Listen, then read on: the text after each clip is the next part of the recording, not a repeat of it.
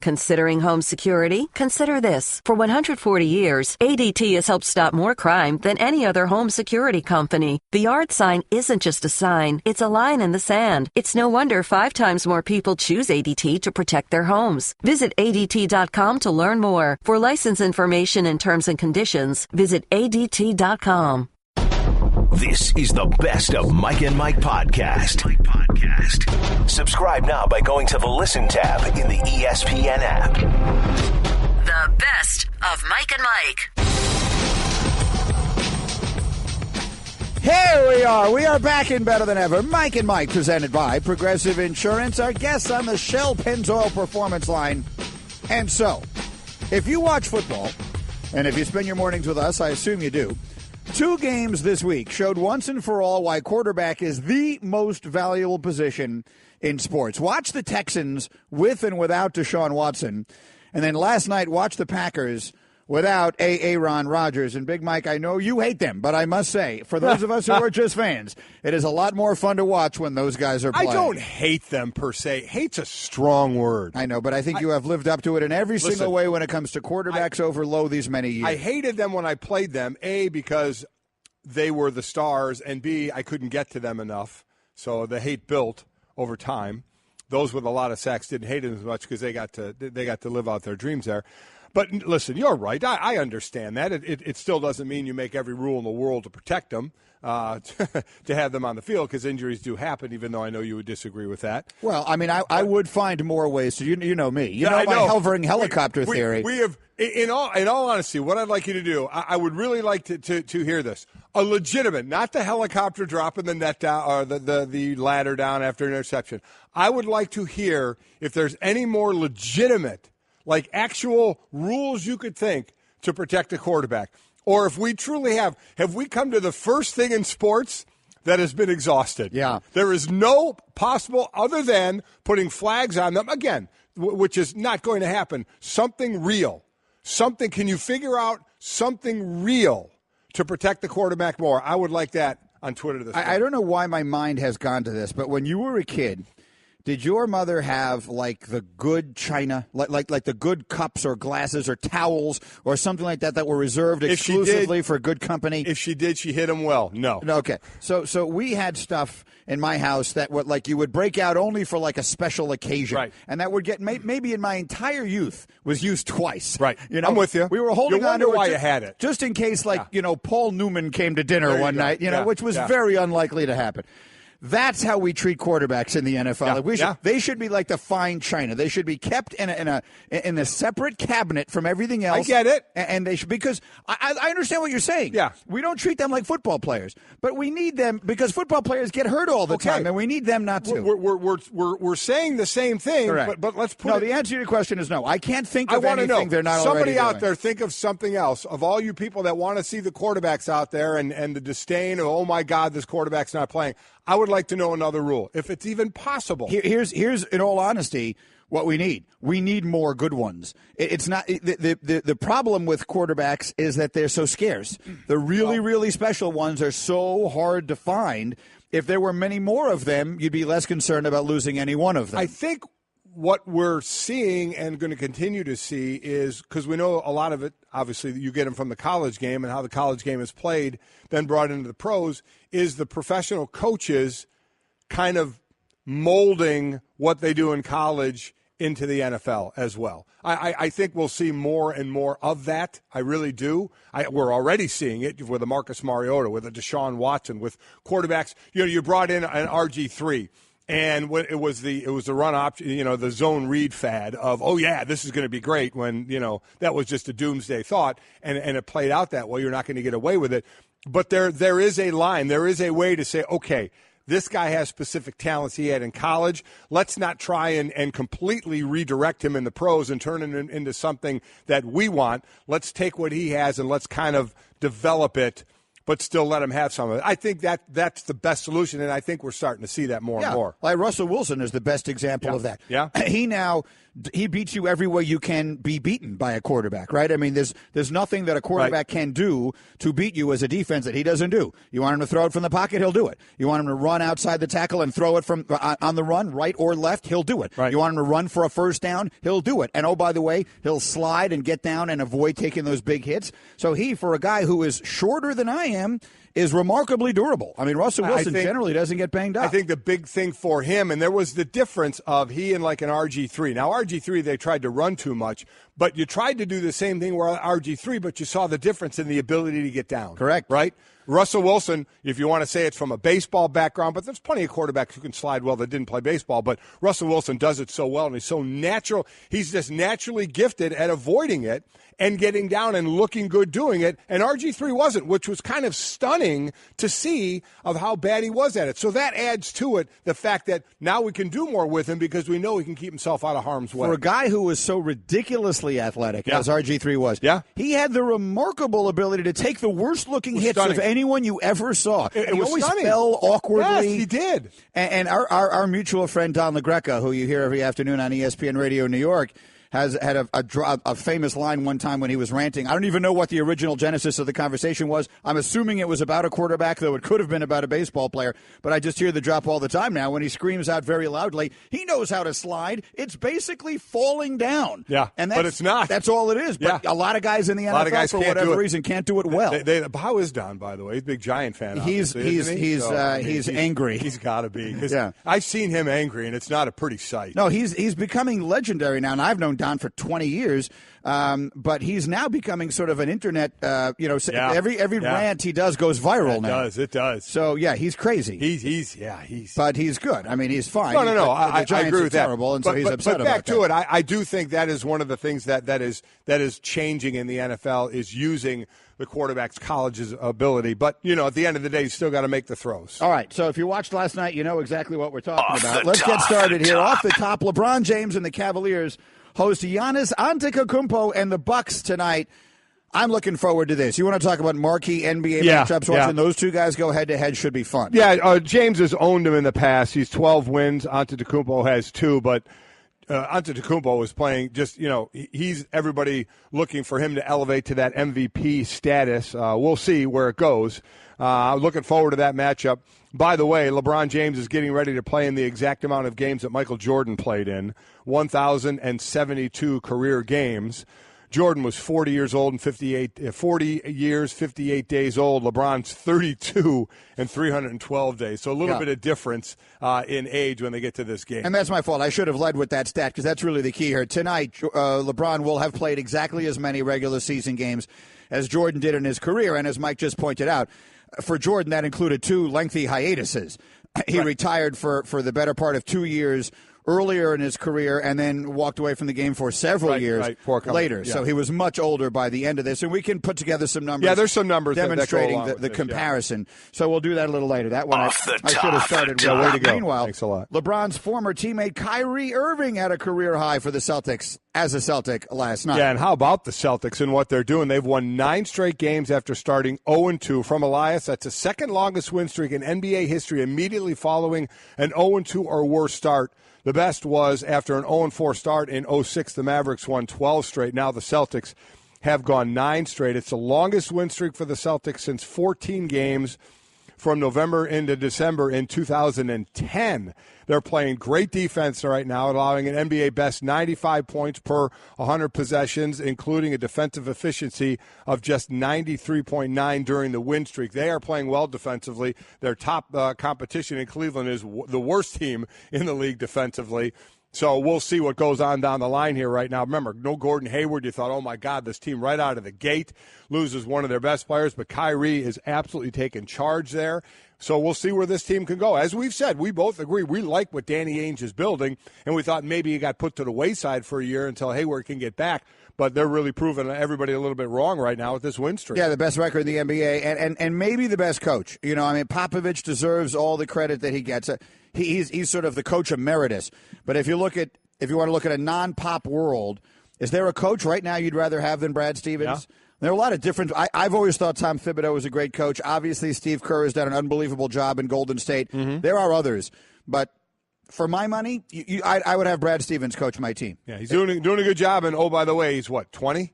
Yeah, he only looks 20. Yeah. He's actually 24. Off the top. Football. Mike Evans suspended one game for the huge shove in the back of Marcus Lattimore on the sideline in the game the other day that draws enormous criticism of someone else, and we're going to get to that in a little while. But he was the only player he was suspended after all the fights we saw on Sunday. We saw 5 players ejected on Sunday. He was not one of them that was ejected. The big one, the one that got all the noise out there, was A.J. Green and Jalen Ramsey. A.J. Green with a rear naked chokehold, and then the punches. Again, you punch. Do you think that he wasn't suspended because he got thrown out of that game and missed most of it anyway, and Evans wasn't? If you look at what A.J. Green did, if that doesn't warrant a suspension what would? Yeah, I would agree. Once you start throwing punches, that's like an automatic you're gone, and then it's like what more is going to happen to you. He's coming up from behind and doing the rear naked chokehold. Yeah, he was. That's sort of unusual on a football field. Would have been interesting if he had put Jalen Ramsey to sleep with that one. If he held but are you surprised he didn't get suspended? I thought he would have got Jalen Ramsey. Shouldn't even have got tossed out of the game, so I knew he wasn't going to. I wasn't sure what was going to happen in San Francisco, Arizona. The one that was going to get suspended would have been A.J. Green because of the punches that were thrown.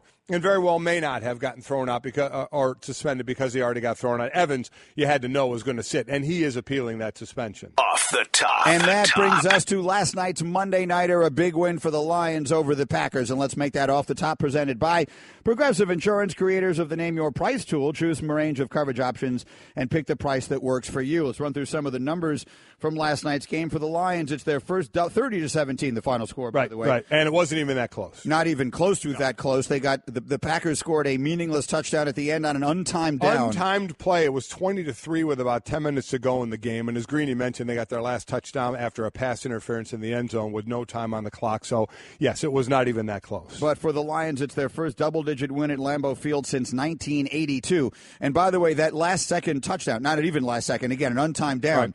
As Scott Van Pelt pointed out on SportsCenter, I'm not sure if you were still in there when that was on a few minutes ago, that was the over. So it was. Yes, that the game is 30-10. Game ends. Hold on. Right. Pass interference in the end zone. I mean, it's a 20-point lead in the game for the Lions. So completely meaningless. Why bother throwing it? My goodness. But they're going to run the play, and they're going to try and score, so they hand it off. And, of course, the Lions defenders aren't interested in getting involved in anything. So they allow them to score the touchdown. For all intents and purposes, allow them to score the touchdown. So 30-17 is the over last night on a touchdown on an untimed down. I didn't know that, but I bet a lot of people did. Oh, yeah. There were, as Scotty said last night, news that mattered to some. Yeah. Marvin Jones, by the way, and thank you, Marvin. Man, he did it for you, didn't he? 7 catches. I'd like to think he did that on purpose for me. He knew you had. Again, we have our DraftKings group here of 11 people, and going into the night, Wingo was first, Greeny was second. I had wrapped up third. Nothing I can do, but I was in the money. There's money for the top 3.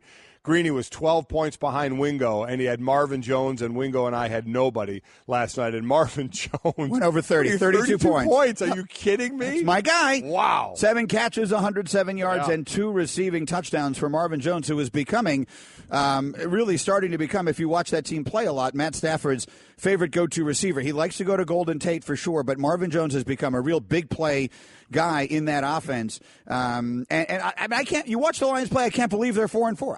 I just genuinely cannot believe they're only a 500 team. Every time I watch them, they look so good. Well, they did, but let's remember the last game they put up just under 500 yards and never got in the end zone. Correct, I mean, that's field goals. That happened a few times last night too. That's the problem. When you can't cash it in, that eventually catches up with you. But last night, Green Bay just doesn't have the firepower. The Lions didn't punt on 8 possessions in the game last night. It's the first time the Lions haven't punted in a game since Thanksgiving Day 1971. How about that? Meanwhile, on the other side, Brett Hundley has lost each of his 2 starts since the injury to Aaron Rodgers. The Packers are 3-7-1 since 2008 in games that Aaron Rodgers does not start. I think at this point, and the one thing we talked about with Green Bay is the injuries. They had a lot of injuries. But last night, just about everybody was back, including all 5 on the offensive line. They actually started for just the second time. I think the starting 5 has only been together 15 plays, I believe, going into last night. And again, they lost one of their tackles in Balaga last night with his knee, and it could be a serious knee injury this time. So the injury bug bit him again there.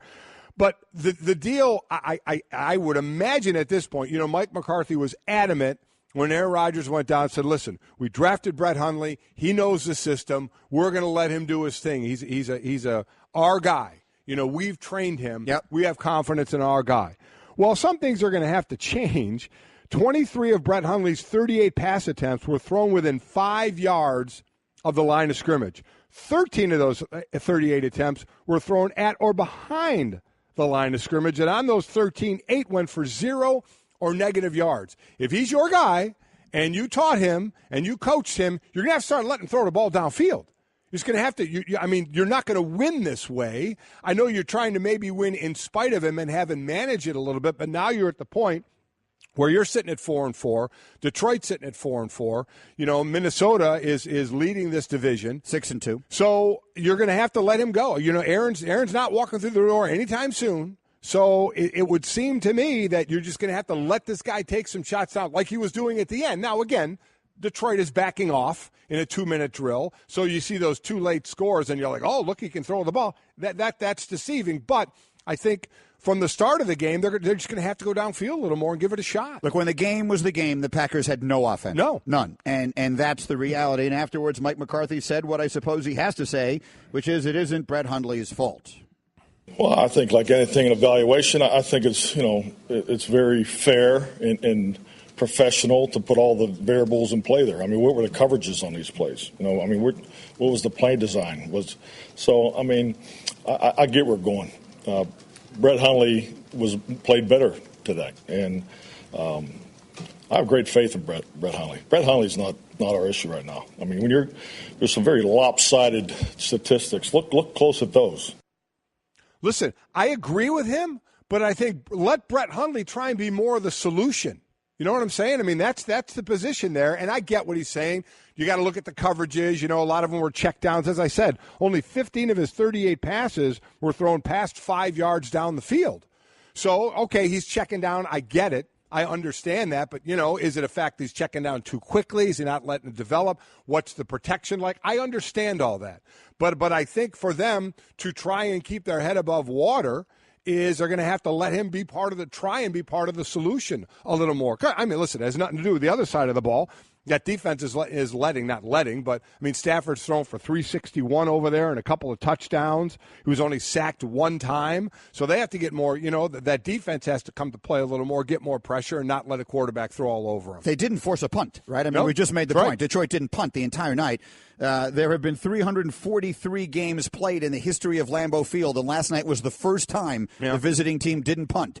So that tells you everything you need to know about the Packers' defense. Our Louis Riddick was watching. He had these thoughts on the Packers without Aaron Rodgers. So much happens, again, with Aaron Rodgers that comes outside of the original play design, that he has developed a rapport with these guys because he practices with them all the time, and then he winds up executing these things in games that Brett just can't do. This offense now all of a sudden has kind of lost its way. It's not what it's used to. So now you're asking him to kind of recreate something that one of the greatest quarterbacks of all time has created up there, and it's almost impossible. And now all that stuff is kind of like just coming to a head, and it's making them look like a team that totally is crumbling without his franchise quarterback. And I think you're going to see it continue. See, here's where I disagree. I don't think nobody's asking Brett Hundley to recreate Aaron Rodgers, but let him at some point, because I'll say again, it's not like they sign somebody and it's just 2 weeks into this new quarterback learning the system where they're not sure of it. I mean, Mike McCarthy made a point, did he not? We drafted this guy. He's been here for a couple of years. He knows our system. Okay, you're not going to recreate Aaron Rodgers. Nobody's recreating Aaron Rodgers, not even Tom Brady, because they're two different kinds of quarterback, two of the greatest of all time, but they're different. I'm not asking Brett Hundley to do that, but I'm asking let him be a quarterback a little more. Let it go downfield a little more. And if you want to tell me it's always the coverage that was making him check down, okay, but that's an awful lot of throws within 5 yards of the line of scrimmage. So there's got to be a happy medium somewhere here. Look, or the other thing you could say to that is when Mike McCarthy said that, it was because that's what you have to say when Aaron Rodgers gets hurt and your season is over. The truth is the truth. You don't replace a guy like Aaron Rodgers. No, you do not. And Doesn't nobody's matter who asking him to. So you try the best you can. But you know what's going to happen when you lose Aaron Rodgers? You're going to lose. That's what's going to happen. And that goes back to the very beginning of the conversation we had. There are a few guys in the league, very few, but there are a few who are irreplaceable. Yeah. And Aaron Rodgers is one of those guys. And it certainly looked in Houston this week like Deshaun Watson was another. I guess to my point is give it a better shot. Take some chances. I mean, if you're just going to sit there and say we're going to rely on our defense that blitzed, 18 times, and of those 18 times, Matt Stafford was 12 of 18 for a career-high 252 yards and a touchdown against the blitz. If your defense isn't getting home, if you're giving up yards on defense, you need some offense. Listen, you have to give it a go. I guess that's my point. I'm not saying you're going to win the games, but I think you're going to struggle to win them, with little swing passes and checkdowns and passes that are going behind the line of scrimmage. I guess it's better than the alternative in those cases. By the way, Louis Riddick was at the mics, brought to you by Dave and Buster's. Watch the games, play the games at your football headquarters, Dave and Buster's. The Lions, by the way, have a good remaining schedule. I mean, I picked the Lions before the season started, and I like them, and I'll stay with it. Michael David Smith tweets, the Lions have to feel good about their schedule. Thanksgiving against the Vikings is their only remaining game against a team with a winning record. Again, they had a heartbreaking loss earlier this season on the one butt cheek down play and the 10-second runoff against Atlanta. So they sit at 4-4, but they have a chance, I think, to make a run in the second half. And as far as Green Bay, Mike McCarthy can say whatever he wants. He's saying what he thinks he needs to say to keep the rest of his football team from thinking the coach thinks we have no chance. And this is not necessarily a value judgment on Brett Hundley. But, I mean, Aaron Rodgers is the best player in the whole league, probably. If he isn't, he's awfully close. And when he gets hurt, you're done. When Peyton Manning, the Colts won 11 games or more, 12 seasons in a row or something? Yep. And then Peyton Manning got hurt, and they were 2-14. Yep. And that's what the Packers are. The Packers without Aaron Rodgers are a below 500 football team. Quantify it however you want. Maybe they're not 2-14 bad, but they're bad. They're certainly not playoff good, and that's what they're not going to be for the rest of this season. No, they're not going to be. This is going to be a Detroit and Minnesota race. We are Mike and Mike, represented by Progressive Insurance, jam-packed today, including on the Shell Pennzoil Performance Line. Dan Le Batard, there's the workings of a wager here, right? We got Notre Dame and Miami this week. You, of course, went to Notre Dame. He went to Miami. Mm-hmm. So there's a wager between the two of you that we're trying to put together here. Yeah. And I have not heard the details of how that turned out. I'm all in on this. I got to see how much the other side is in on this. The best of Mike and Mike. I don't think there's as much drama or at the top anyway of this week's football player rankings, but just writing it down here very quickly, Mike, what are the top four going to be? Is there any reason Bama and Georgia will flip-flop? No reason. I think it'll be the exact same. People were a tad underwhelmed with Georgia's performance this week, and Bama looked good. They'll leave it? I think they'll leave it. I don't think, quite honestly, knowing where they're going to end up, I don't think there's they're going to change that at all. I think Notre Dame stays at 3. No reason Notre Dame wouldn't stay 3. The only thought you could have would Oklahoma jump in with their win. They had a very impressive. It was a terrible game. It was like a basketball game. Yeah, it was. But they beat the 11th ranked team in the country. Notre Dame, took care of Wake Forest. Wake Forest did put 38 on and more points than a lot of people expected. And Clemson dropped North Carolina State. They had their second loss in a row. They played Notre Dame and lost there, and then lose to Clemson. I don't see that them changing. Where they are. So yes. Clemson will still be 4, and Oklahoma will be 5. Oklahoma will be 5, and then what? That's where it gets interesting. Right. Does Miami jump up to 6? Miami is going to jump. That was their most impressive win of the season because they've always played a little cat and mouse early on, are playing from behind a little bit. This one they came right out of the gate, so I think there's a good chance they're going to be 6. Where's Wisconsin? Where does Wisconsin again? I think last week it was Wisconsin 9, Miami 10. I do think Miami jumps ahead of Wisconsin now. Me too. TCU is in there. They both jump Ohio State and Penn State. So right? TCU is going to be there. Maybe TCU will be 6 or 7 right in that mix as well. Now Oklahoma and TCU play this week, so that's going to take care of one of them for next week. 3, 4, 5, 6, 7, 8. So I think that's the top 8. Bama, Georgia, Notre Dame, Clemson, Oklahoma, Miami, TCU, Wisconsin. Does that sound right in that order? Yeah, because you had Ohio State, Penn State that'll jump out, so who'll jump in? 11 was Oklahoma State. They lost. 12 was Washington. They're going to move up. 13 was Virginia Tech. They lost. 14 was Auburn. They'll move up some. So, there'll be a little shifting, but the top 5, it's always interesting, the first 4 and then the first 2 out. And I think it's going to be Oklahoma. And I do think Miami Miami could go from 10 to 6. They could. I agree, and Golic will have the wager this week with Lebitard. We'll get the terms of that when he joins us. Dan does a little bit later this morning. And again, for Miami, it's all in front of them. If they beat Notre Dame this week, I believe they vault into the top 4.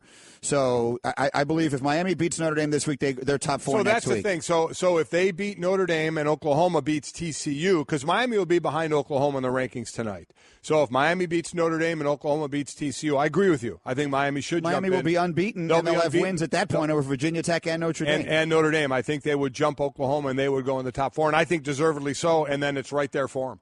Mike and Mike brought to you by Upside.com. Low prices, great rewards, 6-star service. You deserve a better business trip. Upside.com. So we saw all these fights on the football field on Sunday. We saw one in Arizona, San Francisco. We saw one in Cincinnati and Jacksonville, and then we saw the one on the sideline with Tampa and New Orleans, for which Mike Evans was correctly suspended. He deserved to be suspended. I still can't believe that he wasn't thrown out of the game when it happened, but he got suspended for it. But in discussing it yesterday, Louis Riddick, I thought, made a very good point. And anyone who has seen it, and we're showing it to you now on ESPN2, this thing was kind of provoked by Jameis Winston, who, oh, by the way, wasn't even in the game anymore at this point. He had suffered an injured shoulder. And here's Louis Riddick with, I think, a very significant take yesterday. The Mike Evans play, that really is disturbing. And you know what? We haven't talked about it, and he didn't do anything necessarily to get himself suspended as far as Jameis is concerned. But what franchise quarterback does that? Right. Don't do that. What franchise quarterback is standing there and poking the guy in the back? That's what needs to be addressed in the meeting. He put Mike Evans in that position to me. Who had to defend him. Why are you doing that? I'm looking at this bigger picture here because right now we've talked about franchise quarterbacks, young quarterbacks, how we're excited about the quarterback position because of how some of these young kids are playing and how they're coming along and how they're conducting themselves off the field and how they're really being stewards of the game and champions of the game and people that kids can look up to.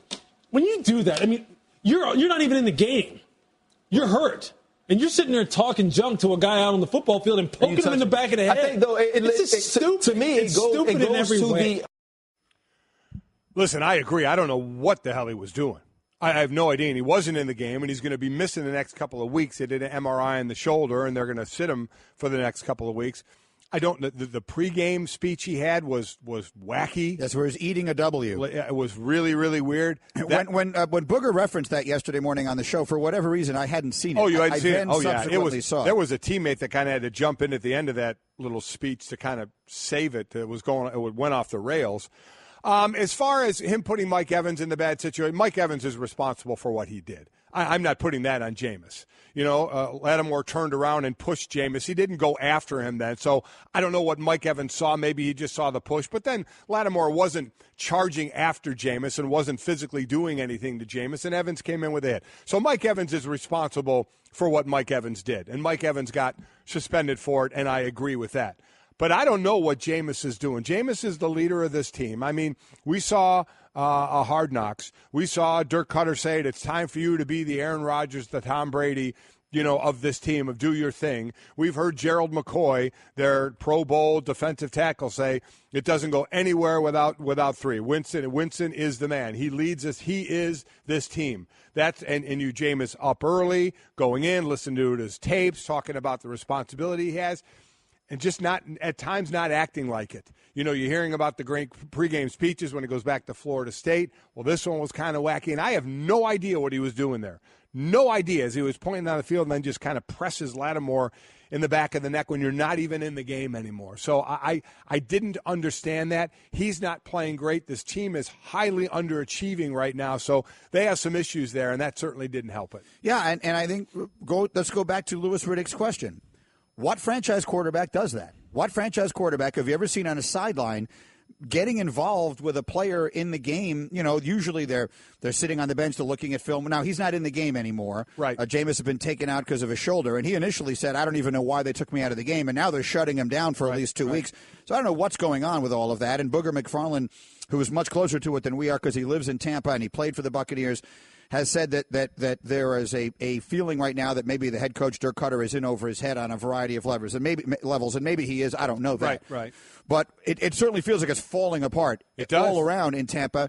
And you would want Jameis Winston to be the guy who's holding it together, not the guy who's out there kind of provoking someone else on the field. And while you're right, Mike Evans is responsible for what he did. If you turn around and you don't know what's going on and you see a guy shove your quarterback on the sideline, I know you're going to come flying in there too. I don't know if I'm doing that. No, maybe not. I'm not defending him. What he did was wrong. Yeah. But there's no question Jameis Winston is the reason it happened. There's no question I'm coming in there. There's no doubt about it. But as I said, Mike Evans came from a distance away, so he could see the situation. Lattimore was not going after Jameis. He pushed him and then stood there and was jawing with him. He wasn't going after him. So that's semantics. I'm not getting into that. I'm not blaming Jameis Winston for Mike Evans being suspended. That's on Mike Evans. But I don't get what Jameis was doing because I'm with you. What other leader, true leader, franchise quarterback of the day? Now, I've seen quarterbacks get in the grill of defenders and do that, to try whether stick up for their teammates or if they're in a situation where they feel it's necessary. I've seen that. But what he did, I don't get. Yeah. Oh, no. You see the quarterbacks, no one does it more than Brady does. He talks trash out there on the field, Aaron Rodgers with his touchdown. That's one thing. But now you're on the sideline. You're not in the game, and you're kind of tapping the guy in the back that of was the head. really I don't weird. even know what he's doing. I don't either. I don't either. I have no idea what he was doing. So that's what I meant when I said a little insult added to injury. So Winston is out at least a couple of weeks. And by the way, the Buccaneers play the Jets this weekend, so you know what that means. Ryan Fitzpatrick will be facing the Jets. Oh, he will. Which Fitzpatrick described sweet as revenge, ironic. huh? For who? Ryan Fitzpatrick. Or for the Jets. Did you see the way he played last year? Hey everyone, Mike Golic here. Support for the Mike and Mike podcast comes from our friends at Rocket Mortgage by Quicken Loans. Chances are you're confident when it comes to your work, your hobbies, your life. Rocket Mortgage gives you that same level of confidence when it comes to buying a home or refinancing your existing home loan. Rocket Mortgage is simple, allowing you to fully understand all the details and be confident you're getting the right mortgage for you. To get started, go to rocketmortgage.com/Mikes. Equal housing lender, licensed in all 50 states, NMLS, consumeraccess.org number 3030. Hey girl, have you done something new with your scales? Using new moisturizer? Nice. It really brings out the hazel in your eyes. Oh, hold on. Are you using whitening strips too? Your fangs look good, girl. Really good. A really charming snake charmer? Surprising. What's not surprising? How much you could save by switching to Geico. Wait, what? Have you been doing Pilates too? Geico. 15 minutes could save you 15% or more. Brian Billick joins us here from the NFL Network, Super Bowl winning coach. Always our pleasure. And we'll go through all the different events around the National Football League. Good morning, Brian Billick. Good morning to you guys. All right, let's start with last night's game, and let's start with you lose the franchise superstar quarterback as they do in Green Bay, and now they're trying to put it together. And, Mike, make your point about what they're doing with Hundley, where he's just throwing the ball. He's averaging 5 yards per attempt, which is the lowest of any quarterback in the National Football League. So your thoughts, Mike, on what, if anything, they can do to try and open that thing up. Again, 23 of his 38 pass attempts were thrown within 5 yards of the line of scrimmage. 13 of the 38 were thrown at or behind the line of scrimmage, and of those, 8 went for 0 or negative yards. And Coach, we heard Mike McCarthy say Brett Hundley is in our system. He knows the system. I get he's not going to be Aaron Rodgers, but I mean, at some point, don't you have to let him get that ball downfield a little bit? I know maybe defenses, is he checking down too quickly? I don't know, but with the defense is not a great defense, you're not going to win with swing passes. No, and Greeny, we're coming up on my first release of my Toxic for the year. I know you enjoy that, where we've talked, about the game. This is a game of turnovers and big plays, and you've got to win those margins. And by doing what and Mike McCarthy's doing the right thing. This is all you can do. You can win that way, playing small ball, if you can play great defense, and they're not, and if you are running the ball effectively. That we've seen that now. I don't know if you can win a championship that way. As we did in 2000, that was a different set of circumstances. But, the Kansas City Chiefs have done that for years. You play small ball, you play great defense, and you run the ball. Well, Green Bay's not doing either one of them. Plus, Aaron Rodgers not being there and Brett Hundley playing small ball had nothing to do with the fact that the Detroit Lions did not punt last night. So that in itself, I mean, and this is, you can look at any team in the National Football League and take the starting quarterback away. Take Matthew Stafford away from Detroit. what kind of team are they going to be? We'd be having the same conversation. Here in Baltimore, Joe Flacco is struggling right now because the same way. They just can't make big plays down the field, and uncharacteristic for them, they're not playing great defense, so they're vulnerable. It was brought up if somehow, some way, they keep their head above water and there's a chance that Aaron Rodgers could return this season. Are you of the mindset that if the trainer, if the medical staff says he's good to go and we're still in this thing, you put him back on the field, or there are those that are suggesting you just shut him down for the year? Yeah, I'd leave that to the medical. They'd have to really sell me on the fact that he's at no greater risk for injuring it further, that there could be that the hit that he is going to take, that he's no more vulnerable to get injured again than any other quarterback. I just don't know that a doctor can tell you that. And just what we talked about with the Packers, of course, if you have Aaron Rodgers, you're always a factor, and you're always going to believe in that. And we got a lot of football left to play. I don't care if it's Green Bay. I don't care if it's the New York Giants to say, okay, we're done.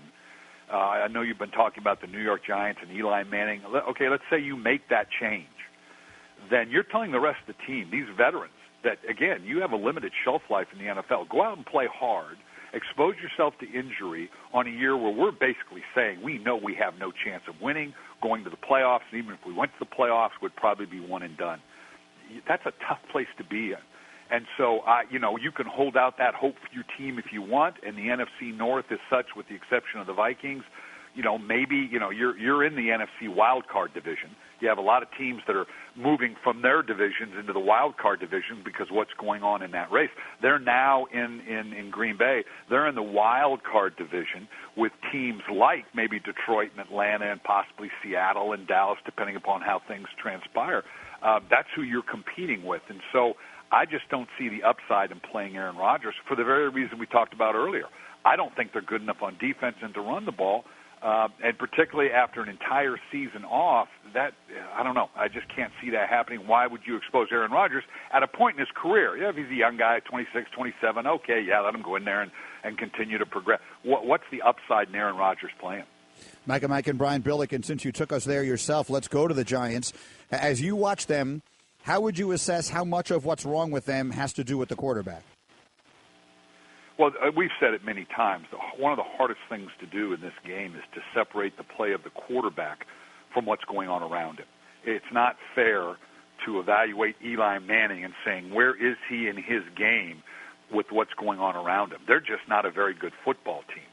And so given that, now here's the dilemma. And listen to your conversation. I think you guys laid it out very, very intelligently with a strategic idea of, okay, let's play David Webb to see what we have, although I think they already know what they have. We're going to be in position to take what appears to be a pretty rich quarterback drafting market. We'll see as we get into the draft as to how good these guys really are. And you don't even have to say that means that we're pushing Eli out the door, that we're going to do the Aaron Rodgers thing. Of course, he's the poster boy for draft a guy and then let him sit for 2 or 3 years. Well, let Eli finish this thing out and go from there. Well, you're going to put your number one asset in the draft into a quarterback who's not going to help you this year on a team that probably needs to be reinvented offensively like they did defensively when they put $200 million in the defense the last couple of years. So strategically that makes sense, but emotionally, and what does it do to Eli, and what path does it put you on, and what's the future of Ben McAdoo? A lot of moving parts in this. It's no matter what you do, it doesn't look good. Let's stay with the quarterback position. San Francisco trades for Jimmy Garoppolo, and they even suggested he may not make his debut till next season. What's the sense in that, and what's the thought process there of why you wouldn't get him on the field this year? He's going to play. That's just Kyle Shanahan floating out to the media. Don't tell me when I'm going to play him. You can make all the speculation when he is going to play. He's going to be in the backup role. It's my understanding this week that they've announced he's going to be in the backup role, and not with the exception of injury, he won't go in. Well, that's leading towards putting him in. You got to play him. You want to integrate in the system. There's no upside. If you weren't going to play him, then why trade for him now? Make the agreement you're going to trade for him at the end of the year, and which would have made more sense. So you got to play him now. You believe you have the right guy. Now, you only put in a second-round pick. I know that's high. But, again, it's a quarterback-rich draft. I want to put him in because we don't know really that much about Jimmy Garoppolo. We think we know. And how many times have we seen these backup quarterbacks that have played a couple games go someplace for a high price and then fall flat on their face? I mean, that's the history of this. So that you got to at least consider that. Even though San Francisco is a terrible football team right now, you got to put him in. If you're worried about what going on around him is going to affect him and hurt him in his development, a.k.a. a David Carr, who you brought up earlier in Houston, well, then you drafted the wrong guy. Troy Aikman and Peyton Manning, just got besieged their first couple of years in the league, but they learned from it and they went forward, and that's how they went on to become great players. So if you're that concerned that this guy could collapse because he's got a bad team around him, then you probably just wasted the draft pick. That's interesting. Can you expand on that a little more, Brian? Because obviously you were listening to the conversation that we were having before you came in, and it was sort of a chicken and egg thing. I'm of the belief that if you're a great basketball player, regardless of where you play basketball, your talent will shine through. But football, even at the quarterback, maybe even especially at the quarterback position, is so interdependent. It really is the ultimate team sport. So you don't believe that you think that a guy, if he's really a great player, is going to show that he's a great player regardless of the circumstances he's in? Yeah, I think we have a great a case study. Let's go back to the Ryan Leaf, Eli Manning saga. Yeah, and the way they were drafted and flipped. And so you could make the supposition, for those that choose to make this, that, well, if it had stayed status quo, and if Eli had stayed in San Diego and Ryan Leaf had gone to New York, it would be Ryan Leaf with 2 Super Bowl MVPs. I don't buy into that. Yeah, coaching and environment certainly makes a difference, but I think the player rises above that. And we have case study after case. Like I said, all you have to do is go back to Troy Aikman and Peyton Manning and guys that have been put in from stage one. Everybody looks to Aaron Rodgers and say, oh, no, you got to sit him on the bench. If you'd have started Aaron Rodgers from day one, we'd still be talking about Aaron Rodgers. Now, it turned out they had Brett Favre, and it worked out great, but that's the outlier. You got to play these guys, particularly in today's market. Find out what you have. And if it's around a bad team, do you run the risk of doing some damage? Possibly. With all due respect to David Carr and the 76 sacks he had with that franchise in Houston when it first got started, I think David Carr, at the end of the day, just really didn't have the skill set to be successful in the NFL as a starter. Pretty good backup, long-time career. But I don't think it was because of what he started in Houston and the progression he went through. So the good players are going to shine through, and you got to give them that opportunity. We have this debate all the time. Let's don't start him because I'm not sure I want to expose him. If you're taking a guy on the first, second, or third pick, and you're not sure he's going to emotionally hold up to being on a bad football team, which typically you are if you're the first, second, third, fourth pick, then you've taken the wrong guy. The best of Mike and Mike. Back in better than ever. Mike and Mike presented by Progressive Insurance. Dan Le Batard will join us in a couple of minutes on the Shell Pennzoil Performance Line. And we always look forward to chatting with Dan, but I've never looked forward to it like this. Because Miami and Notre Dame go head-to-head Saturday night, 8 Eastern on ABC. Game day is going down there. They'll be at Coral Gables on Saturday morning. This is the biggest game these two legendary rivals have played in decades. It's the first time they meet in a matchup where both are ranked since 1990. And so I'm looking forward to this. And Golic has agreed to get involved in another wager. Jim Kelly just texted me. So he wants in on the bet, too? Jim Kelly, again, my first on-the-field experience with him. He was his last year at Miami. It was my true freshman year. We went down there, got drubbed, by the way. I got in at the end of the game, and he was playing. And next time I saw him, I got drafted by the Oilers 4 years later, and he was down there playing for the Houston Gamblers, and we've known each other extremely well through the years. He said, I'll bet you 6 big, nice, juicy ribeye steaks for the winner of the game. Am I jumping in on that? Well, yeah, that one you can certainly do. I'm very inclined to pay off bets like that because there's no humiliation involved or anything like that. And it's just I'm betting. I'm going to bet Le Batard. I'm going to bet. I know Fiegels is going to come up with something. And now Jim Kelly's jumping in. All right, Jim, you're on. You're on. All right, so you got that going with 6 ribeye steaks. So here's the thing, though. Because with Le Batard, you're not going to do something that involves just buying each other something. No. We need something humiliating. So Blaine, again, is the one who I think has the idea. The loser needs to give Stugatz a massage. No. Then, how about this? Wed Night Waterboy tweets at us, how about the loser gets a massage from Stugatz? So let me ask you a question. Yeah. Would you rather massage Stugatz or be massaged by Stu No, Gatz? I would rather be massaged because I could just I'd have my mind go somewhere else. You know, I don't know. That would take a state of meditation to which I don't even. I know would who rather could handle try that. and do that rather than lay hands on Stu Gatz. But you know, Stu Gatz would continuously be talking to you throughout the I know he entire would. thing.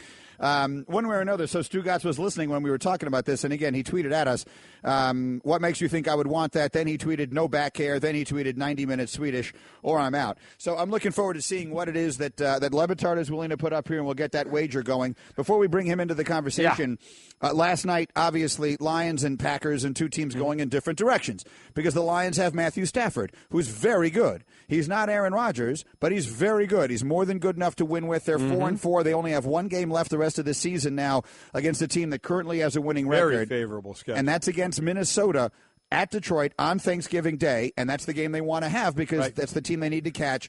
I will predict right now the Lions are going to win the NFC North. I said Minnesota. I'll stay with them. I have no reason to not think that they can still win that division, sitting at 6-2, and the Lions are 4-4. Why would I go away from that? I mean, they're getting serviceable quarterback play out of Case Keenum. They are. Teddy Bridgewater may be back as the backup possibly this week, and we'll see where that goes. And you know what? They have a really good to great defense. And who the backup is significant because if you make someone your number 2 quarterback, it means, in this case, he's healthy enough to play. Exactly right. He's one snap away from being in the game. So who knows if that means he winds up being the starter as they go several weeks down the road. Again, all that is to be determined. On the Green Bay side of things, Mike, what can you say? It's not that complicated. You lose Aaron Rodgers, you're done. Yeah. You can say whatever you want. Mike McCarthy could say whatever he wanted that day, and they can rally whatever. And, last night, Hundley wasn't their only problem. No, it wasn't. Lions are the first visiting team in the history of Lambeau Field not to punt in a game. They're not good enough everywhere else to pick up for that slack. They're just not, and it will cost them. So we had Billick on in the previous hour. Billick won a Super Bowl playing small ball. He won a Super Bowl without great quarterback play. Yeah. He had one of the great defenses ever. Yeah, you can. That's exactly right. You can do it that way.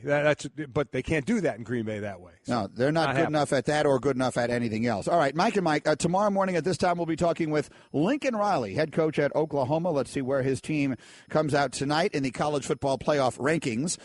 The game this coming Saturday will go a long way toward determining where a couple of teams will be in the rankings. I think Notre Dame is going to be number 3 again tonight. Yes, I agree. If the U should beat Notre Dame on Saturday night, I believe that Miami will be in the top 4 next week. I think the U can be all the way to 6 tonight. I think Oklahoma will be 5. Miami was what? They were 10th. They were 9, I think. 9 or 10. No, they were 10th, 10, and Wisconsin was 9. Right. TCU was 8. Where will TCU be? Will they stay ahead of them? Then it was Penn State, Ohio State, 7 and 6. They'll both be out.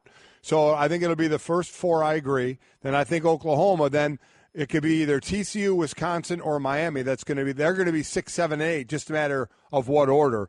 And I could see because Miami just took out Virginia Tech, which was 13th, in that it being Miami number 6. They beat Notre Dame. They're definitely in the top 4. Totally agree, and will control their fate. And one of our favorite Miami alums is our friend Dan Le Batard, whom you hear every single day following us here coast to coast on ESPN Radio. And he joins us this morning on the Shell Pennzoil Performance Line. And Dan, I'm not sure if you've heard any of the conversation we've been having here, but one of our listeners threw a magnificent little curveball into the potential Golic Le Batard wager, and candidly, I'll do anything I can to make it happen. Have you heard this? Well, this is the first I'm hearing of any Golic Le Batard wager. I love that you guys they conduct all these transactions. I mean, you must be discussing this with maybe my father or somebody who has power of attorney over me. Like, this is the first I'm hearing of any of this. Yeah, we figured we're gonna make the bet with your people, and they'll let you know what you have to do. So how do you like this, Dan? All right. How do you like this? And this was suggested by Blaine. The loser needs to give Stu Gatz a massage. And then someone else suggested, how about the loser gets a massage from Stu Gatz, which raises the question, would you rather massage Stu Gatz or be massaged by Stu Gatz? Wait a minute. How did poor Stu Gatz get dragged into any of this wager that I'm just learning about? Because I don't think this is any more pleasant for him than it would be for any of us. I don't understand what you guys are doing. So wait a minute. What kind of massage is it? What is it? Is it a nude massage? What kind of massage? Stu Gatz did chime in on this. Yeah, believe me, Stu Gatz is living for this. He's texting me as we're having the conversation 20 minutes ago, and he tweeted, 90-minute Swedish or I'm out. Yeah. Oh, for the love of God, this guy. He just wants to be near and around your show. He just wants to be near your microphones. He wants it to be ESPN instead of ESPN. It's unbelievable, this guy. What would you guys, I don't even think Miami's going to win this game. Like, why am I supposed to? So I'm just wagering because I went to school there? Oh, wait, you're going down that road? You don't think Miami has a chance in this game? What do you mean? Down that road, nobody consulted with me on a wager. Nobody asked me what I thought. You guys just went straight to radio wager that has me being nude massaged by Stugat. Yeah, pretty much. That's right. Yes, correct. Yeah. Or massaging him, or one way massaging or the other. Him. Yeah. We have. Or another person said we could be the loser is chained to Stugatz for 24 hours, which includes, of course, bathroom runs and showers. All right, let me explain something to you guys. You guys would object to the coach, all right? You guys would object to the coach who comes in and demands to have his system implemented no matter who his players are or how their skill sets are different from whatever his philosophies are. You guys have jammed the idea of a radio wager into this segment, and you don't care what happens or who or what anyone thinks or what anyone believes about the University of Miami. You just want a wager that involves someone getting a nude massage. Like, you have gotten out of control, and somebody needs to discipline you people. Well, Dan, do you realize I was nude and had a picture taken of me, nude, oiled down? I mean, this is where we go. This is what we do. I know, but no. What you do, what the starting point has to be disagreement, and then a wager is formed. What you guys are doing is you're starting with the wager, and then you want me to go ahead and decide that okay, Golic, I'll bet you on this game. I'll take Notre Dame. Now where are we? Dan Le Batard with us. By the way, you should also know that we are now programming your show, because earlier today, when this conversation first arose and we were debating, I said to Golic, would you rather massage Stugatz or Dan Le Batard? We got into a debate over who we would perceive to be hairier between the two of you, and we said that we would like that to go up on your poll, and sure enough, it is on your poll now. Yes, it is. It is on your poll now. It's a good question. At Dan Le Batard Show, who's hairier, Dan or Stugatz? Yeah. One of the great misconceptions about me, I'd like to correct this now. I'm glad that you've given me this mighty Disney platform to do so. I am not hairy. People think I'm hairy. People look at me. I guess they sort of see someone that should be hairy. I am not a hairy person. So if we can clear that up now, I'd appreciate that. I'd like to get that out there. And just so you're with him every day, sitting by him, Stugatz is extremely hairy. Well, he's just an ape. He's like second or third on that evolution chart. Like, he's not totally wherever the end of it is. Whenever it goes from knuckle dragging to it goes from ape into sort of forming human, that's where he is. But you should know that in one of his texts to me, he wrote no back hair. I don't know if that's true or not, but we actually asked Guillermo to put it on the poll, and he listened. It is on your poll right now, and I'm assuming at 1 o'clock today, or 10 to 1, when you read the results of all the polls, we'll find out if most of the listeners believe Dan or Stugatz is hairier. I'm actually casting my vote right now, and I can tell you that I feel like I'm in a bizarro world, okay? Because you're sitting here putting these polls up on ridiculous things about who's hairy and who's not hairy, and I'm sitting here wanting to talk about how Notre Dame's offensive line is the most dominant thing I've seen in the sport this year. No. There's zero chance we're talking about any sports with you, Le Batard. What are you talking about? Yeah, exactly right now, you should know 54% of the people who have voted believe you are hairier than Stugatz.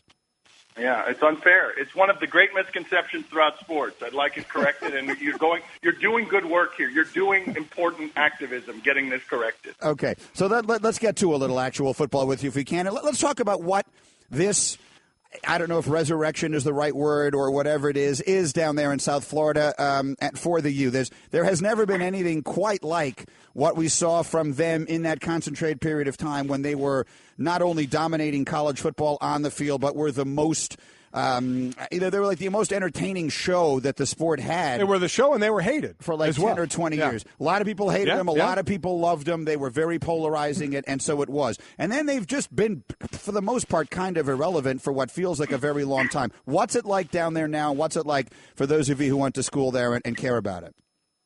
I mean, you could make the argument that this is the biggest game in 15 years in Miami because they have the route set where they could get to the Final Four. Everything has been maxed out this season. They've played above their heads. I don't think they're as good as their record is, but now everything is set up, so they've got Notre Dame coming into their place at night, in a place that you saw last week isn't the easiest place to play at night, I guess, because I don't have a lot of sample for big games at night in that place. But now, this program doesn't feel like those other days when you were talking about where they had, everyone was going to get drafted, and they were Alabama. That's what they were for that period of time. This isn't that. They're maxed out, and if they win this game, if they can get some bounces, Notre Dame is better than they are.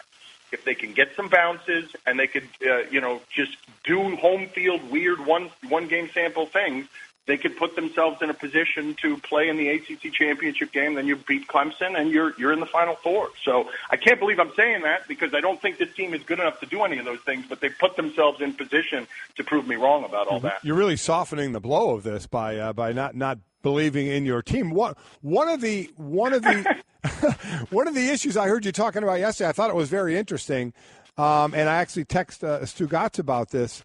Was this turnover chain that they're wearing. And listen, we know those teams when you were there, and what was it? You said they were the Alabama, then they were the entertaining Alabama. Then they had the best players, and they were, whatever you thought of the program, you either loved them or you hate them, as Greeny said. But this is loved now, this turnover chain thing, and all that stuff back in the day was not. It became hated. Why do you think the difference right now? Yeah, it's been fascinating to watch that because even you now in 2017 saying those University of Miami teams were entertaining, that's not how they were described in real time. No. That's how they're described in retrospect because, when Randy Moss leaves the game, when Allen Iverson leaves the game, all of a sudden their threats to whatever it is that we thought sportsmanship was, they can no longer annihilate us by actually playing the game and then making us mad and being better and being cocky. And once they get removed from the game, we do the 30 for 30s in which we celebrate them. Those Miami teams were either polarizing or hated because they would kick your butt, tell you they were going to kick your butt, kick it, and then tell you afterward that they had kicked it. And so if that team was wearing those gold chains on the sideline, I don't think it would have been as amusing. But because Miami has been irrelevant for 15 years, because Miami's on the come-up, because it's creative and clever, and because we've changed some as sports fans. They've cleaned up college football. And, in the respect, they've cleaned up college football with the rules where you can't have, these incredible personalities on the field doing backflips to celebrate touchdowns the way the University of Miami used to do. Now you're just in a different time and a different climate. But let Alabama start doing that to people with turnover chains and that kind of stuff and see if people like it. Mike and Mike, Dan Le Batard is with us. By the way, the U right now has the longest active winning streak in the country. They've won 13 straight. Their last loss was last year to Notre Dame. Yes, it was. And I agree with you about a chain, and that's what I had said to Stugatz. If Miami is back to relevant year after year, and in 5 years they're one of the top teams and they're still doing the chain thing, then it'll turn out to be hated again. I don't know ever as much as back in the day when they were churning out one NFL player after another, and you're right. They told you exactly what they were going to do to you and then went out and did it to you. If game day is going to be down... Mike, I would have been happy to bet you on those University of Miami teams. I remember Tim Brown saying it's the only game he's ever played in the Orange Bowl where he had the legitimate fear that the other team was going to beat him up in the parking lot. That he thought... Tim Brown, Heisman Trophy Tim Brown was saying, I thought that team was going to beat me up in the parking lot. Let them wear gold chains and see how that one would have gone over. Yeah, no, I agree with you there. Okay, so game day is going to be down there, and before Lee Corso puts on whatever he's going to put on to who he thinks win the game, they have the celebrity picker, and it's usually from the college down there, so the U. So if you had your choice to pick anybody, player, celebrity from the U, anything, who would you want sitting up on that stage representing the U as a celebrity picker? I think The Rock would be the top choice, right? Sylvester Stallone is also a University of Miami attendee, but he's not a graduate. I think he just went for a year or something. So I think The Rock is the kind of likable. He actually played in the program. He was, back up to Warren Sapp at defensive tackle. And I think, do I have this wrong, guys? You tell me. I think, and improbable as this may be, is The Rock the biggest movie star in the world right now? Yes. I think by box office he is. Yeah, by box office. And you'll combine all the different stuff he has his hands in as well, like in television, as well as in ballers films. And stuff, yeah. He was the number one in terms of generating money, if that's one way of counting this. He was number one of all celebrities last year in Hollywood.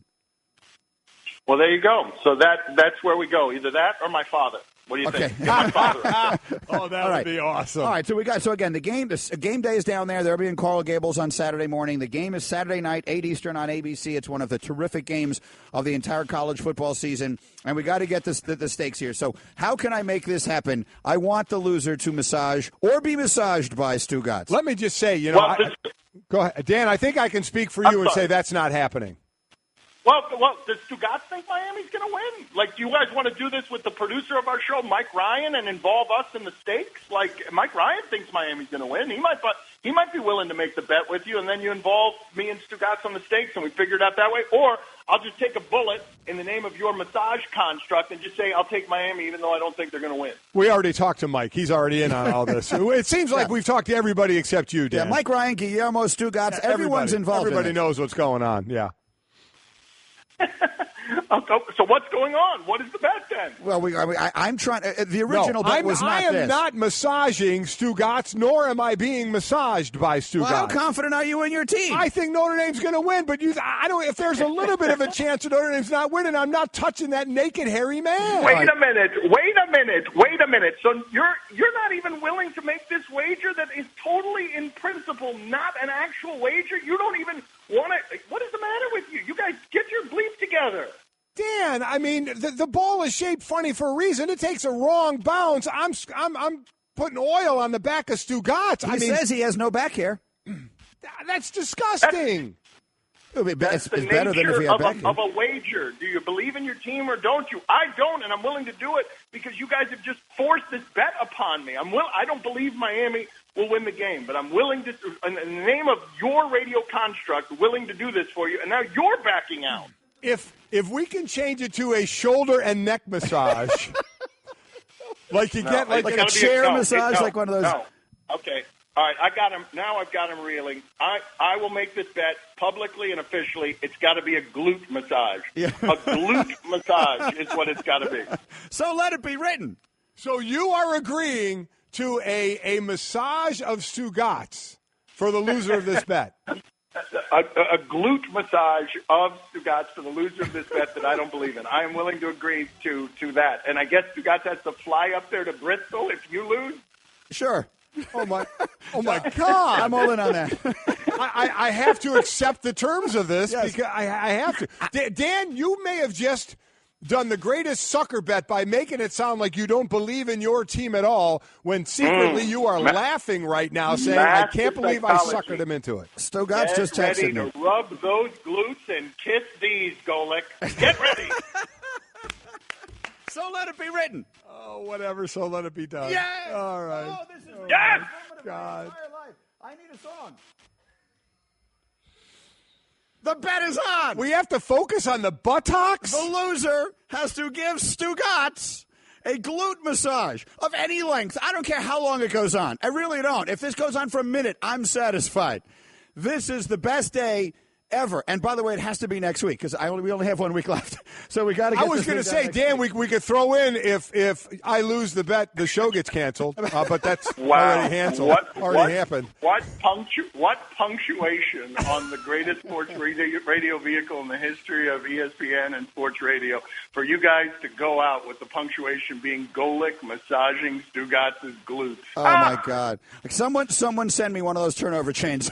I'm wearing this thing on Saturday. I'm going to get like a Vinny Testaverde jersey, a Michael Irvin jersey. Just keep naming them. You go ahead because Notre Dame's winning. It's going to be Dan who's massaging the buttocks of one Stugotz. All right, we'll find out. Well done. Hey, Dan, thanks a million. Oh, and by the way, again, it's up on your poll now. So Guillermo took care of us on that, and we'll see you later today. Nobody in America says Guillermo funnier than you do. You struggle with the L's linked together in Spanish. It's funny. Well, when I was a kid, yo sabe que Guillermo no tiene. I understand how the L's are pronounced in Spanish, but I don't know, for some reason that's just the way it comes out. All right, we'll see you later. That's Dan Le Batard with us, Mike and Mike, presented by Progressive Insurance. That went the wrong way on you there. That's not what you had in mind. I feel sick. I don't know how you allowed that to happen. I think Dan absolutely suckered me into that. But here's the thing, though. You think Notre Dame is going to win. I do. So it'll be fabulous. We'll get to sit back I and watch. thought Notre Dame was going to beat Northwestern. Okay? Yeah. I was oiled up looking like Kim Kardashian. Yeah, how'd that turn out for me? I'm going to go get, in the break here, I'm going to go get the Golic butt photo bobblehead, and it's going to sit on the desk now for the remainder of the show. It's been an eventful morning. Mike and Mike back and better than ever. We are presented by Progressive Insurance, and the guest list is about to take an enormous step up on the Shell Pennzoil Performance line. The legendary Ric Flair is going to join us right here, and then Aaron Judge is on his way in studio. Golic is wearing the shirt. Let me tell you, never stop wooing. This is a treat for me. I first got to meet Rick at Hootie and the Blowfish Monday after the Masters a few years ago, and man, what a joy that was, because, boy, he was someone I grew up watching. The 30 for 30 debuts tonight on ESPN, 10 o'clock Eastern Time. The Nature Boy, presented by Mini. The one and only Ric Flair is with us on Mike and Mike. Good morning, Ric Flair. Good morning, guys. How are you? Doing well, Rick, and it really is a pleasure to talk to you. And first and foremost, how are you doing? We know the health issues that you've gone through. How are you doing now? I'm paying the price for what you're about to watch tonight. I'm doing much better, thank you. I lost 43 pounds, so I've gained, I'm back up to 224, I'm glad to say, and I feel much better. Well, that is it's going to take about a year. Thank you. Yeah, that is great to hear. Great to see you. I mean, because I know it was dire straits for a bit there, but and this 30 for 30 is going to be incredible. And Rick, I tell you, I go back into the 70s. You know, when you were wrestling the Wahoo McDaniels of the world, the Chris Taylors, the Andre the Giants, and I mean, just the memories of that. But in perspective for everybody, because so many different age groups listening and watching this show, the biggest difference of when you started out in wrestling those guys to later in your career, how the sport of wrestling in your eyes changed. Well, the biggest word would be marketing. The second thing would be the genius of Vince McMahon. The level of insensitivity has changed considerably. Back when Andre and I were driving up and down the road, if your name was on the marquee, you didn't make it, you didn't get paid. And now we have guaranteed contracts. And don't misunderstand me, the schedule is equally as difficult for the guys. As a matter of fact, they're on a 17-day tour of Europe right now, both SmackDown and Raw, 17 consecutive days. So I used to go out for 70 or 80 days, but I can relate to what they're doing. And it's a tough business, but it's the genius of Vince McMahon, and he's rewarded the kids with they've got a wellness program second to none. They stand by their product. He's strict. He's a strict disciplinarian, and it's an era right now that I would have had a hard time existing in. Let's put it like that.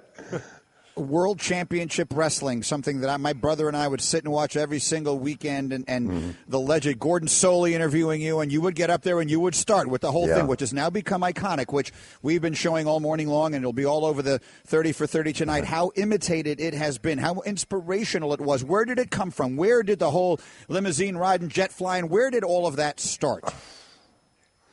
You know, Mike, I'm going to tell you the truth. People have a hard time believing this. It started in Buckhead probably about 3 a.m. on Friday night before. I just started thinking, because we'd wrestle and land on Friday nights, or we'd fly in on a private jet or something. And the 80s, Atlanta and Buckhead were just the place to be. And we went out all night. I mean, I wish I could tell you differently, but when we got to the studio at 9 o'clock over on Techwood with Turner, and it was Dusty, me, the Four Horsemen, Magnum, Nikita, the World Warriors. I mean, it was a cast of incredible talent, and we just went out and put a product out, and I was just thinking on my feet. I guess it's the gift that God gave me, and I had was really inspired by Dusty Rhodes, who is probably the most charismatic wrestler of our time. He may be the most charismatic of all time, and a very intelligent guy, but we just had fun. And if you're not having fun, I'm sure you guys realize that if you didn't like what you were doing, you wouldn't be as successful as you are. Mike and Mike is an international show. I watch it all the time Not only because I know you guys, but it's very informative, and you guys make it light and fun, and you guys have got a tremendous product, and that's why I'm up every morning watching you guys. When I was in the hospital, which I was on life support for 10 days, the worst part of it for me when I came out of life support was I didn't have cable TV. I couldn't watch ESPN. So that was worse than the DTs. Rick, as far as the career and the marketing that you talked about, but it was the personalities that carried this. Obviously what you guys did in the ring, but the personality. So how far away the personality that you gave us is away from your real personality? How much of a reach did you have to go, or was it a reach? I'm glad we never got hooked up at Darius's party afterward. You guys always took off after the golf tournament. You wouldn't have to ask me that question. And pretty much everything I said or did in my life, much to my dismay at times, I lived. If I said it, I was doing it, Mike. That's what made it real. I didn't wear the same suit on TV for 5 years. So, you can go to Michael's of Kansas City or Taylor Richards in Charlotte. I just bought a lot of clothes, and Bruce Friedman's in Atlanta. I'm sure you're familiar with Friedman shoes. They're worldwide. The alligator shoes and all that. I was out there. I thought I was Joe Namath. Not Ali, but Joe Namath. Well, the legendary figures of that time and the charismatic ones and the outspoken ones, the braggadocio. Right. And I saw the comparison that you were talking about with Ali back in the day and with Joe Namath. It's another interesting one. How was that received? Where was the negative side of it? Again, now it's celebrated. Now we've got Snoop Dogg saying that all the rappers listen to you, and that's where they got a lot of their inspiration, that they wanted to be like that. How was it received at the time? Number one, I was, portraying myself as a bad guy. Right. Or a heel, I guess I can talk the way everybody else talks anyway. It's hard, I don't say this to be, braggadocious, but it's hard to get mad at somebody that's giving you the best product. My feeling was whether we're 200 people, which there were many times in the small towns, when I had to wrestle an hour with a guy that couldn't wrestle for 15 minutes, my philosophy was to give them everything they paid for, and win, lose, or draw. And hell, I never won. I wanted them to go home and say, God, Ric Flair put on a hell of a show. And they don't remember. If you're really good at what you do, they don't remember who wins or loses anyway. So I won 16 times and lost 3,840 times. So that's not much of an exaggeration. But you put on a show every time. We're talking to Ric Flair, again, wrestling legend, WWE Hall of Famer as a Nature Boy in 2008, and then with the Four Horsemen in 2012. And the story certainly of Nature Boy and how you got that after the plane accident and recovering from that and all.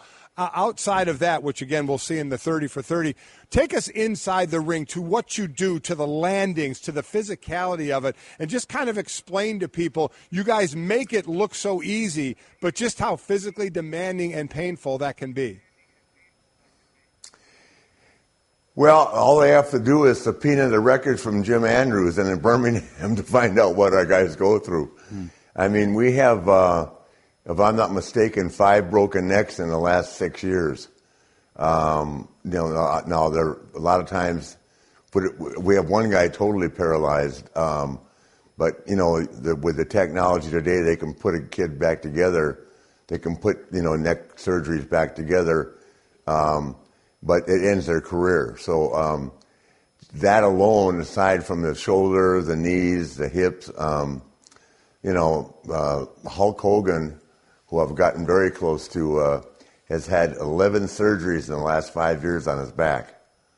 And he's in constant pain. I mean, he wasn't able to come to my premiere here in Atlanta because of his back. But I'll tell you what, when I was in the hospital, even though I don't remember it, in the coma, he came to see me twice. So, as did a lot of people. I don't remember him, but I mean, a lot of people came to see me, and those are things that I'll remember my entire life. But to answer your question, You just go out there and wing it, and you can't. If you start thinking about it, I'm sure Mike Golic, you understand what I'm saying. You can't go out there and worry about getting hit. You can't worry about some guy chop blocking you, or some guy, in an impact sport or a contact sport.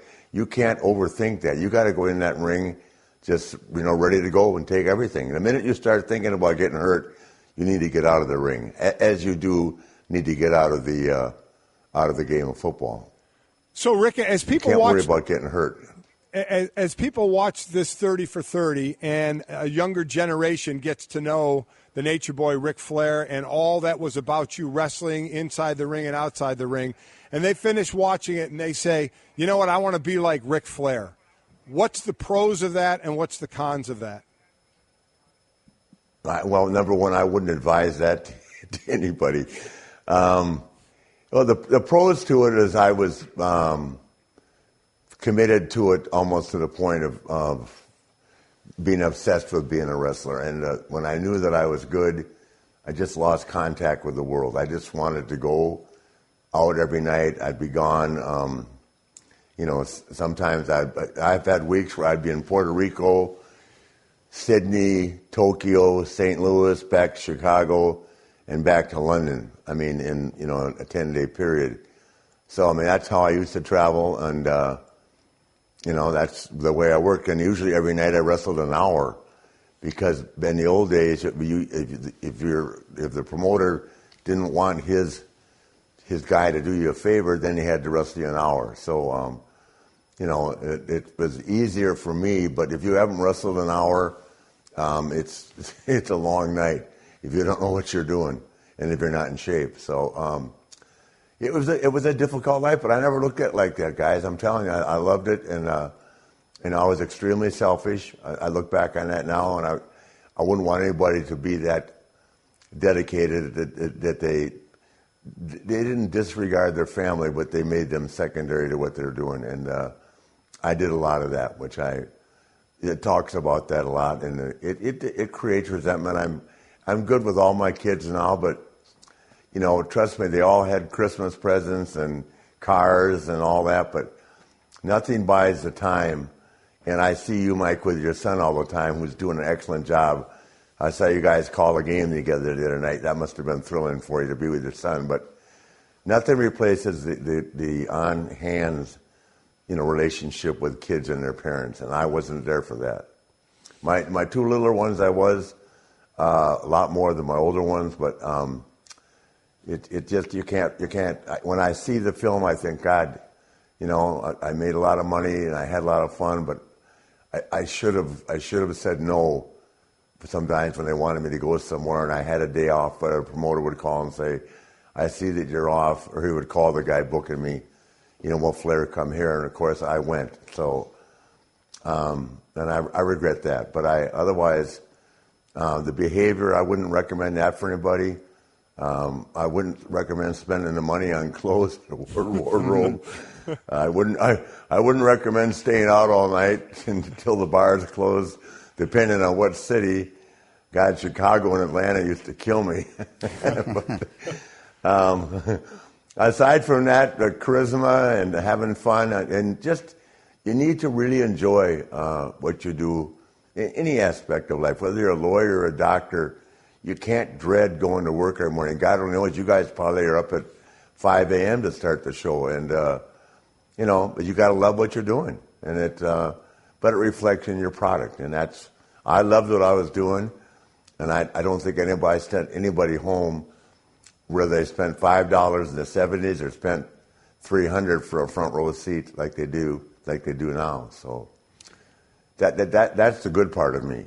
He is the Rolex-wearing, limousine-riding, jet-flying, wheeling and dealing, the one and only Nature Boy. And again, the 30 for 30 is tonight, presented by Mini.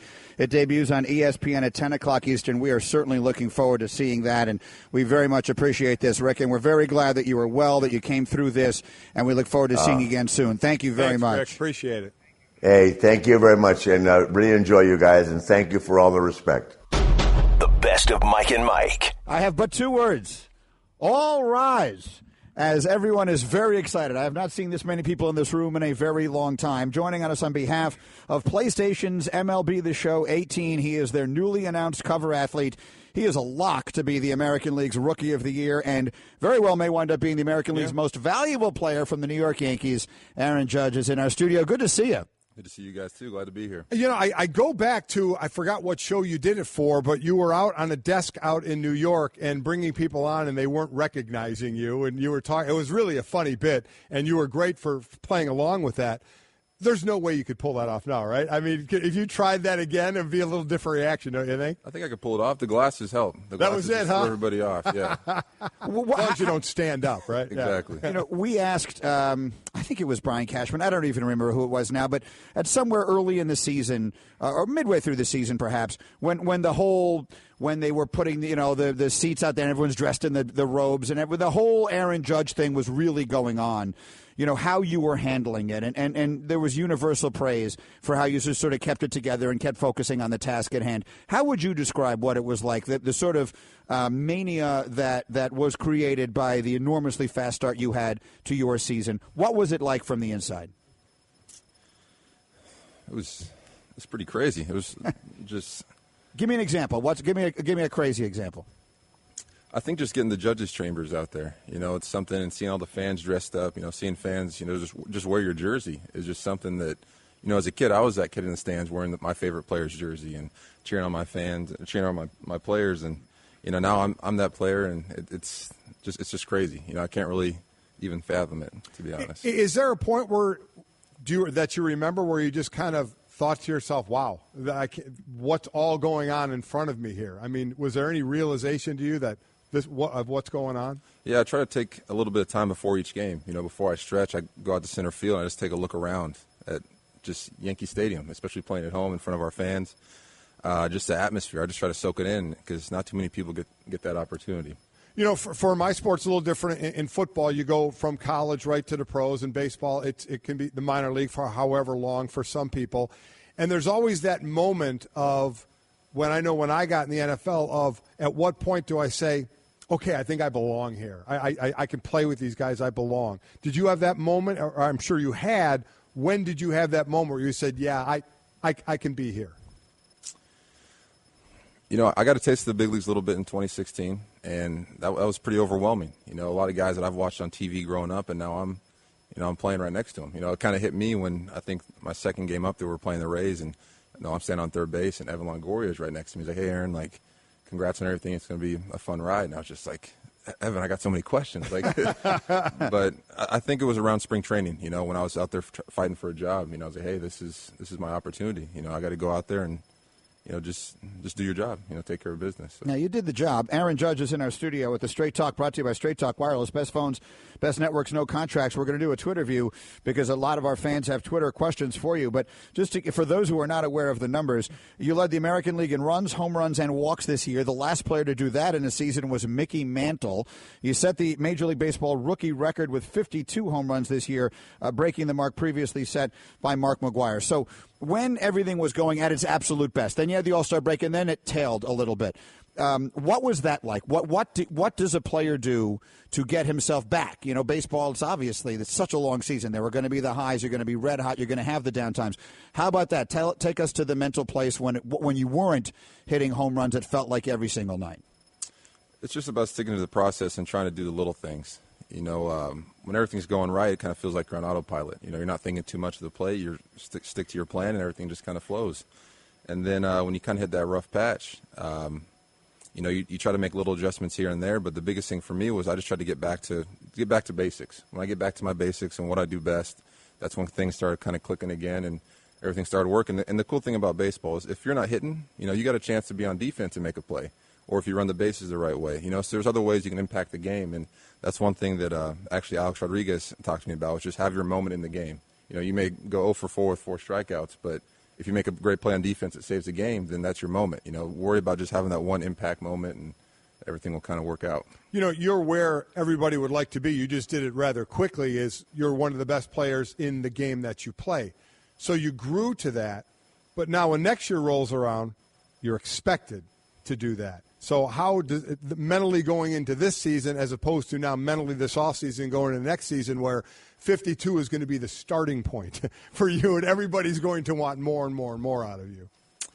Yeah, it's gonna be tough. There's gonna be pressure, but that's where you want to be. I get an opportunity to play for the New York Yankees, and I'm just gonna go out there and have fun. That's been the biggest thing. Is just keep going everything out there, taking it one day at a time, and just keep working. So.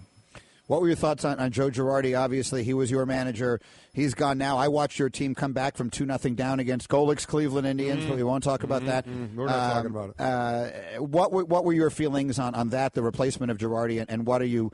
How closely are you following this as the Yankees go about hiring a new manager? It's tough. Joe was my first manager. He gave me an opportunity, and he always had faith in me, always trusted me. Even through the good times and the bad times. So I'm going to miss him and. But, I'm a player. I'm supposed to go out there and play. I haven't really followed too much on the manager thing right now. So we'll see who we got. There's a lot of candidates out there, so we'll see what happens with that. I think it's going to be a reasonably highly desirable job. I would say so. And one more about the game overall. Obviously, you haven't been playing it in the majors a long time, but you obviously followed it a long time growing up. You saw how the game was played.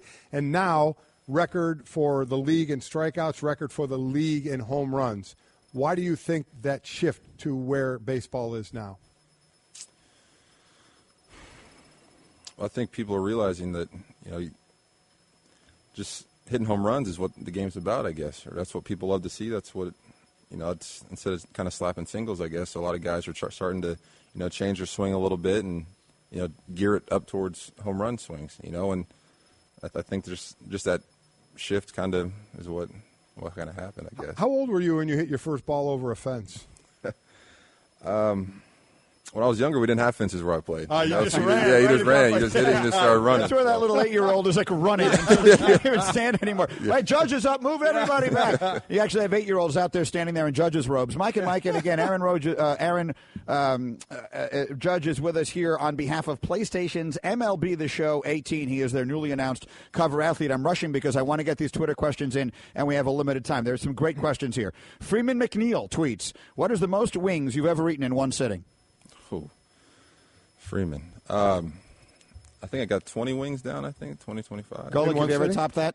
And it depends. One sitting could be 4 hours and a lot of beer. I had 90-some wings in that case. Would you ever go 90 wings? Could you see yourself doing 90 wings in a shot or no? Yeah, if you gave me a couple hours. There you go. There you go. I love this one. Mark tweets at us, Aaron Judge, I was you for Halloween. Who were you? I was Clark Kent. It was just a little dress-up thing, so I thought it'd be Superman was one of my favorite. Oh, that's good. So Danny wants to know why the number 99. It's just a number they gave me in spring training my first year. I walked into spring training and that was hanging up in my locker. And you can't really turn down a jersey or turn down a number from the New York Yankees, so I kind of stuck with it and it kind of fit. I like that. Wow, that's a good. All right. Yeah. Lobster Latte tweets, can you cook? And if so, what is your favorite thing that you make? I can cook, but I'm kind of stuck in just the breakfast section right now. Okay, so what are we making? What are we having? What's if I'm coming over for breakfast, and I'm assuming I will be invited, what are we making for breakfast? I'll start off with some cinnamon toast that I make. I'll cook you up some pancakes, some scrambled eggs. That's all I know, just scrambled eggs, so nothing besides that. And I'll just slice up some fruit for you, and there you go. That's it. And that's a great thing because breakfast can be for dinner as well. That's one of the best. Golic believes in breakfast 5 meals a day because he eats 5 meals a day. Aaron, it was a joy to watch you play this year, man. Congratulations on a terrific season. Best of luck with all of the things that you have going, including, again, PlayStation's MLB The Show 18, where you will find Aaron Judge on the cover. They have to run you out of here right now. So thank you very much for coming. Great to meet you. Thank you, guys. Good luck on everything. All right, someone come collect him as we continue here live on Mike and Mike. As we'll roll on here, and they need Aaron. They're calling for you. Go ahead. Go ahead, man. I know. We don't usually do this live. Hey, good to see you. Appreciate it very much. Thank you. Thank you very much. Let's see him trying to sneak out of a studio. Look at the size of him. I mean, just look.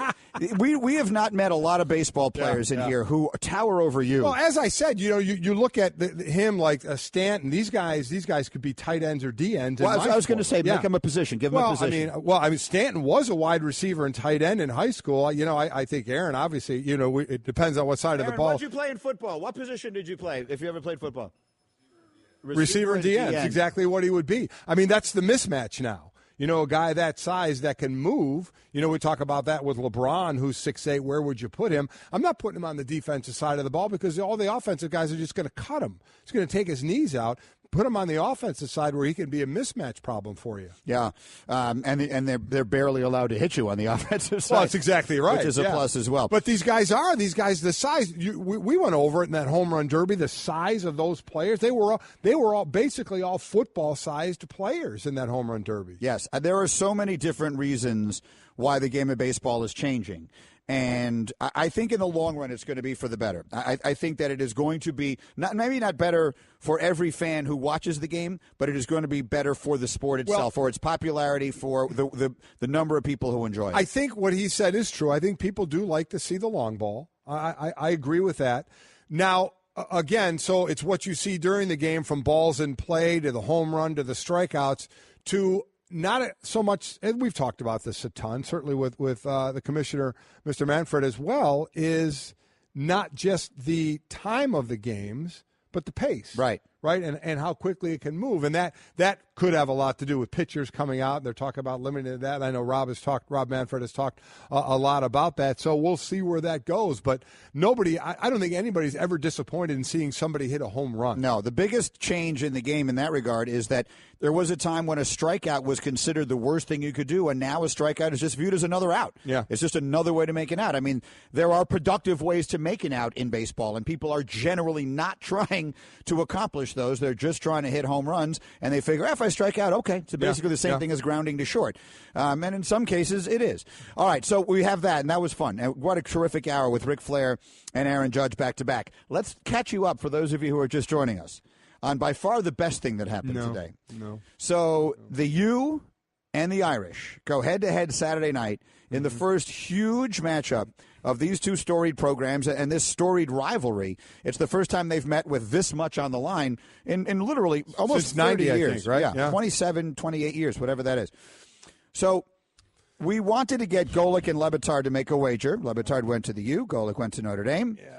We had all these ideas of little, easy, nothing kind of wagers. Yeah. And somehow, through the genius of one of our tweeters and then the continued sort of maniacal genius that is Stu Gatz, and you getting worn down and not wanting to deal with it anymore, and Lebitard... He suckered me into it.